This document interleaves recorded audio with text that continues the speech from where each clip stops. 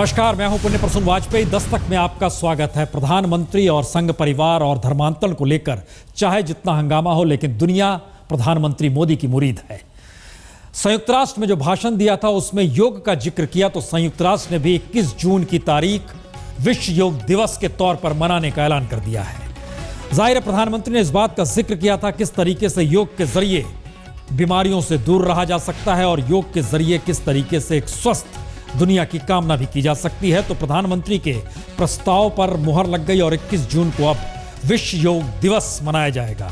United Nations की तरफ से इस सहमति के बाद जाहिर है प्रधानमंत्री मोदी लगातार दुनिया के मानचित्र पर तमाम देशों से मुलाकात करने के बीच में हर देश मुरीद हो रहा है। कोई कहता है एक्शन प्राइम मिनिस्टर हैं, कोई कहता है कि दरअसल जिस तरीके से नए नए आइडियाज के साथ प्राइम मिनिस्टर आते हैं उसने समूची दुनिया में कई संदेश दिए हैं। तो जाहिर है दुनिया के मानचित्र पर प्रधानमंत्री कहीं ज्यादा लोकप्रिय और तमाम देशों के बीच पहली बार ऐसा भी महसूस हो रहा है देश के भीतर कि दरअसल विदेश नीति कहीं ना कहीं भारतीय राजनीति का एक ऐसा हिस्सा बन गई है जिसमें केंद्र में और कोई नहीं, प्राइम मिनिस्टर मोदी खड़े हैं।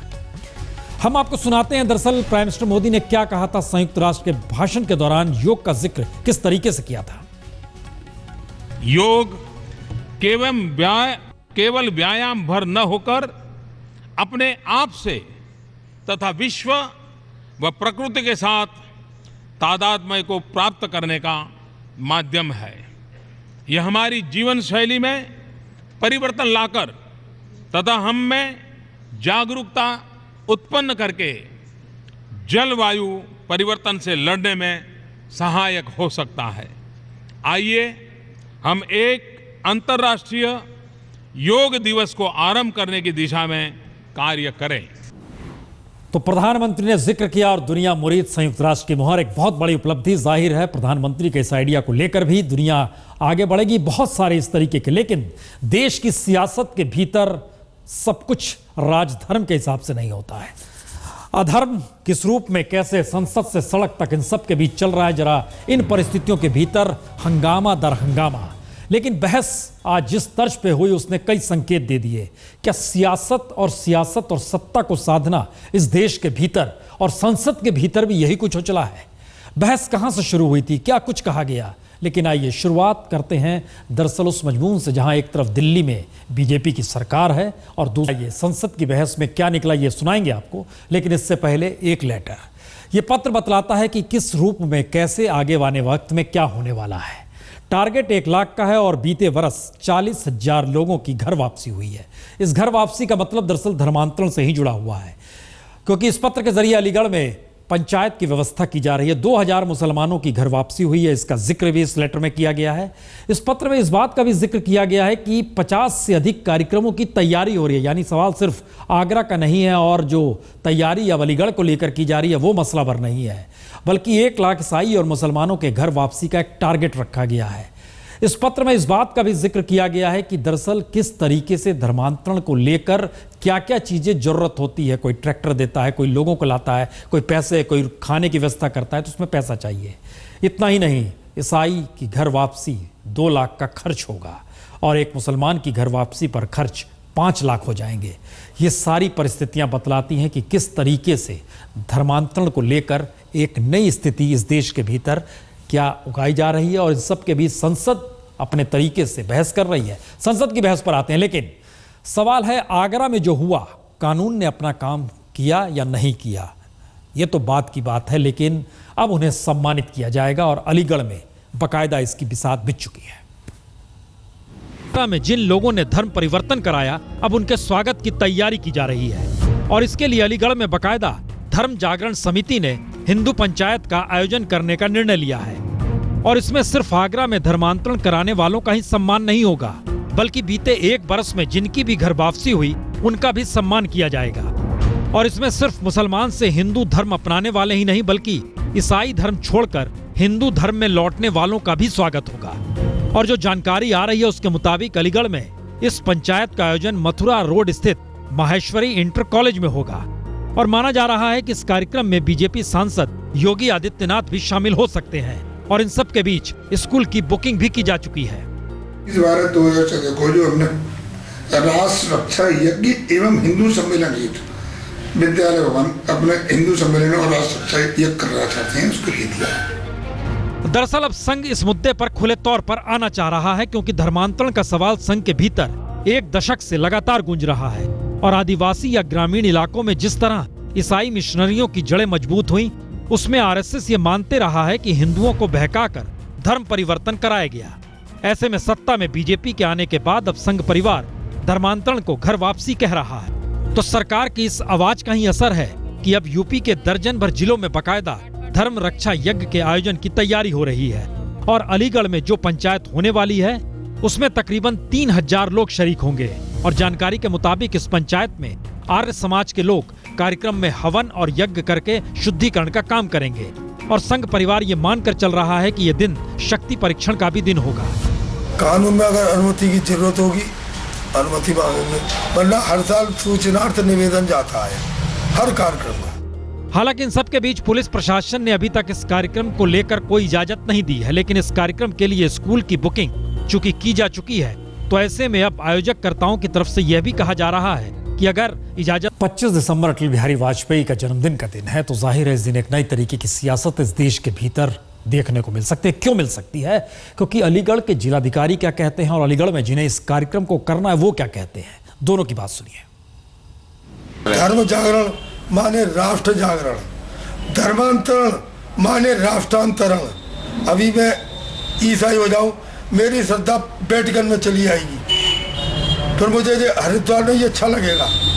अभी मैं मुसलमान बन जाऊं तो फिर मेरी श्रद्धा चली आएगी बाहर, पाकिस्तान की जीत पर झंडे लहराऊंगा, हिंदुस्तान की जीत पर मातम मनाऊंगा। तो धर्मांतरण माने राष्ट्रांतरण। कोई भी ऐसा कार्यक्रम आयोजन या कोई भी ऐसी गतिविधि जो कि इलीगल हो और विदाउट परमिशन हो, वो खुद ही इलीगल होती है। तो ऐसी गतिविधियों को नहीं होने दिया जाता है और कोई भी ऐसी नई परंपरा जिसके कारण शांति व्यवस्था या कानून व्यवस्था प्रभावित होती है, तो इसको अलाउ नहीं किया जाता है। इस चीज़ को लेकर के पुलिस प्रशासन का रुख बहुत ही स्पष्ट है। अगर संविधान से इतर हो रहा है तो कानून को काम करना चाहिए, कानून क्यों नहीं काम कर रहा है? और अगर ये संविधान के दायरे में देश में एक राष्ट्रवाद के तहत हो रहा है तो फिर बहस क्यों हो रही है? लेकिन इन सब के बीच मुश्किल क्या है, और खास तौर से तब मुश्किल जब देश में जनादेश विकास के नाम पर दिया गया और सरकार कहीं ना कहीं हिंदुत्व के चक्कर में फंस गई। क्या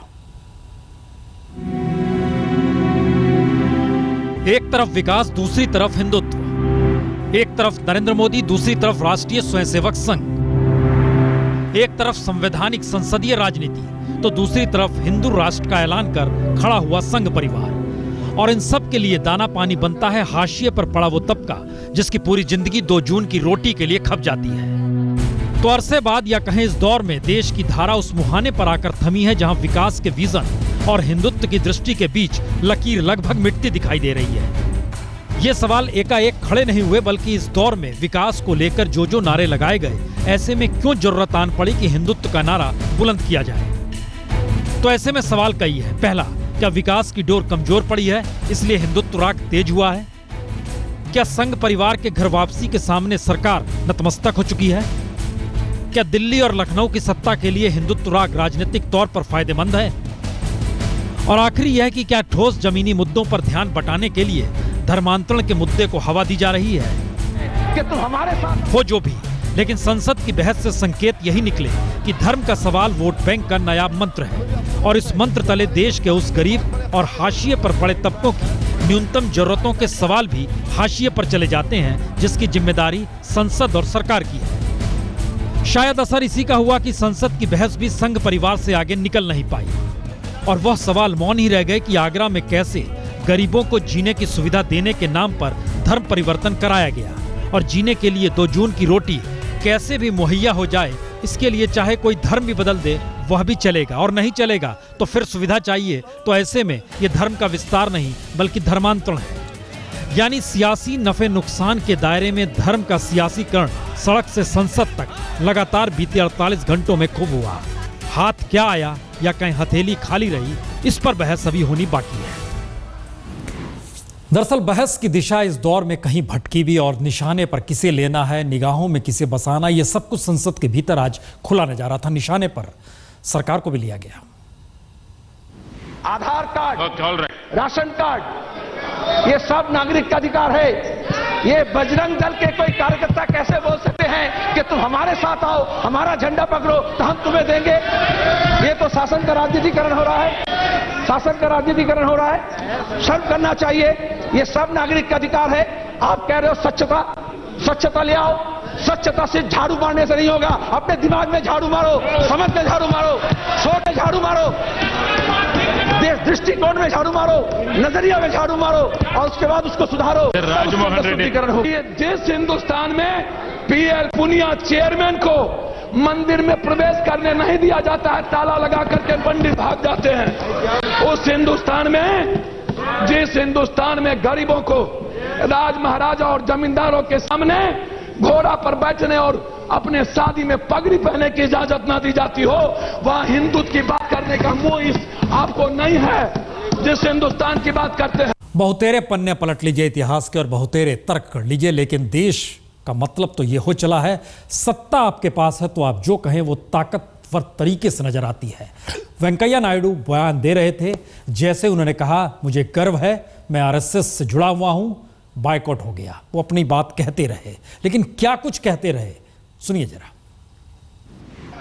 और जिस संगठन को हम बहुत आदर करते, ऐसा संगठन के बारे में लोगों ने क्या क्या बोला, राष्ट्रीय स्वयंसेवक संघ के बारे में क्या क्या बोला, क्या संबंध है हाउस में जो बहस चल रहा है इसका और राष्ट्रीय स्वयंसेवक संघ का क्या संबंध है, हमको समझ में नहीं आया। जब मैं बोलूंगा तो उनको आपत्ति है, जब मैं कांग्रेस पार्टी का नाम लूंगा उनको आपत्ति है। RSS means is a great organisation in the country, ready for self service, that is RSS. I am not giving any Papa Parihara Patra. I am not giving any certificate. How can I give certificate for the Congress party? Can anybody give certificate? People have rejected, then how can I give certificate? Please, stop me, 5 years, and then again we can take. I can assure you, ma'am, the House, that the government will do whatever is required to maintain communal harmony in the country, maintain social tranquility in the country.